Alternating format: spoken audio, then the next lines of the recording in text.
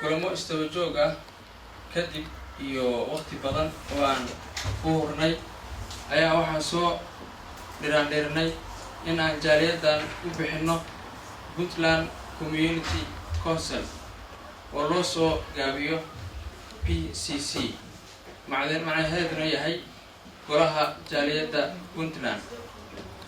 waxaana asaasnay taariikhdu markay ahayd 20kii bishii shanaad 2012 dabcan waana xilliga magacaasi la bixiyay. magacan oo ah mid aan aad u turxaan bixinay una la fogurnay sida xaqiiqada ahna waa magac u qalma jaaliyadda kuna habboon amaba samayn kara macno buuxa.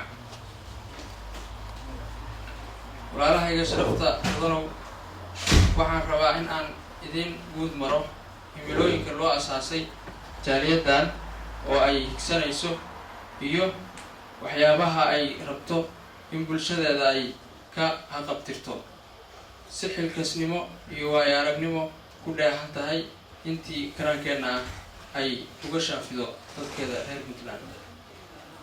allaha awoodda lehna waxaan ka rajaynaynaa inuu nala garab galo. sidoo kale idinkana waxaan idinka rajaynaynaa in aad si kal iyo laaba noola garab istaagtaan muruq iyo maskax intaba. haddaba walaalayaal, waxqabadka jaaliyaddan waxay noqon doonaan kuwo si khaas ah u eega arrimo badan oo ay ka mid yihiin 1. in la helo meelo u gaar ah jaaliyadda sida xafiis ay jaaliyadda ku shaqayso, meelo jimicsi oo kale matalan, iyo hool lagu shiro oo markaasi miitinada lagu qaato oo la isugu yimaado. in la helo goobo waxbarasho, cilmiga diiniga iyo kan maadiga intaba, sida goob dugsi quraan oo kale. in la helo goob lagu faro ilmaha afkeena hooyo iyo goob ay ku bartaan dadka waaweyn luuqadda waddankan ay ku nool yihiin, annagoo la kaashan doona dowladda Norway si aan u helno macallimiin free dadka wax noogu bara. 3. in xal loo helo khilaafaadka bulshada dhinac walba. inaan wacyigelin u samayno dhallinyaradeenna iyo carruurteenna si aan u dhisno beeskooda caqli ahaaneed ayna u anfacaan naftooda, diintooda iyo dalkooda. 5. in aan wixii mashaariic ah oo waddankan nooga hirgala uga faa'iideyno dhulkeennii hooyo. in ay usoo dhiciso dhammaan wuxuu xaq u leeyahay muwaadinka reer Puntland. marka walaalayaal, waxaa kaloo rabaa in aan halkan ka xuso in jaaliyadda Puntland Community Council ay u taagan tahay midnimada reer Puntland iyo in ay ahaadaan hal gacan oo qura. sidoo kale waxay ballan qaadaysaa in jaaliyadda Puntland Community Council in ay si daacadnimo ah dusha ugu ridato mas-uuliyadda culayska badan oo ay xambaartay. waxaa la yidhi xil qaado eedqaan laa qofku waxaa laga rabaa waxa uu yidhahdo waa qabanayaa inuu qabto, kuna xisaabtamo waxaa ka hor imaan kara. haddii aan ka xisaabtamo waxaa ka hor imaan kara uma yeelan karno sabur waxyaabaha dhacaya. insha allahu tacaala haddana waxaan kusoo dhaweynayaa Bashiir oo ka mid ah odayaasha Oslo si uu kelmadii ku habboonayd oo baraarujinta ahayd umaysan wadho. السلام عليكم ورحمة الله وبركاته. مدام اليوم إسحاقامين عيال أول بانو سميننا ومدام نروحوا قبرنا لأنه وحنا لنا ويلكم سودا هذا ودي سودا ويني وحنا نيجينا هاد بس هذا حقوق بتاع. madaxweynaha maamul-goboleedka Puntland Cabdiraxmaan Faroole baa waxaan kusoo dhaweynaynaa khadka telefoonka inuu xoogaa warbixin naga siiyo. السلام عليكم مدحوينه.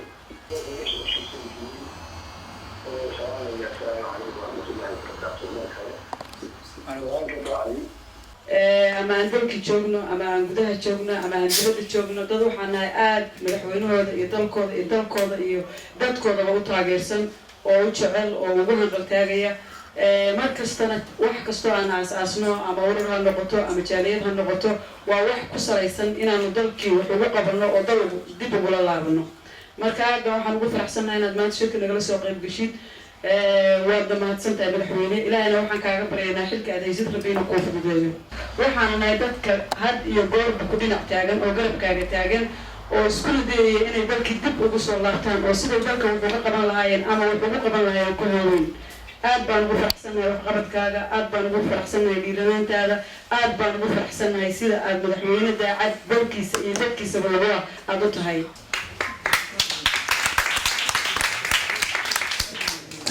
waxaan kusoo dhaweynayaa insha tacaala runtii nin caano oo le maxamed qaalib oo hubacdaa xagga siyaasada iyo dhaqaalaha iyo intaba ah. Asalaamu calaykum dhammaan shacabka dhalinyarada odayada dumarka kulli waxaan ugu salaamayaa assalaamu calaykum waraxmatullaahi wabarakaatu.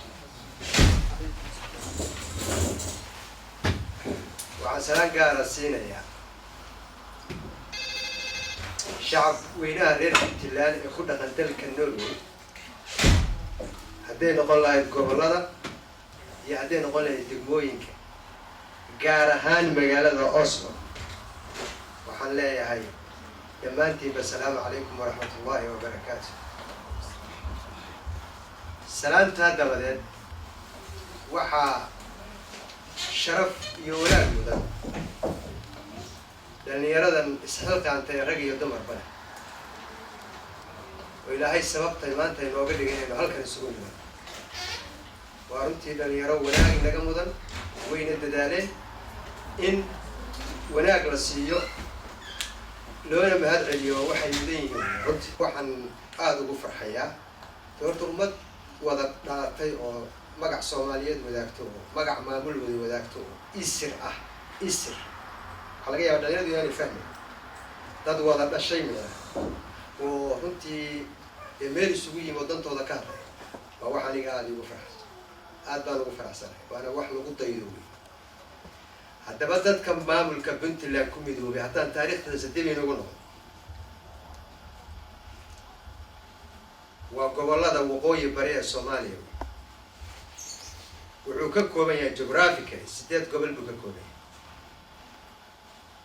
gobolka Nugaal oo magaalo madax u tahay Garowe gobolka Mudug oo magaalo madax u tahay Gaalkacyo gobolka Karkaar oo magaalo madax u tahay Qardho gobolka Bari oo magaalo madax u tahay Boosaaso gobolka Sool oo magaalo madax u tahay Laascaanood gobolka Cayn oo magaalo madax u tahay Buuhoodle gobolka Sanaag oo magaalo madax u tahay Ceerigaabo gobolka Highland oo magaalo madax u tahay Dahar.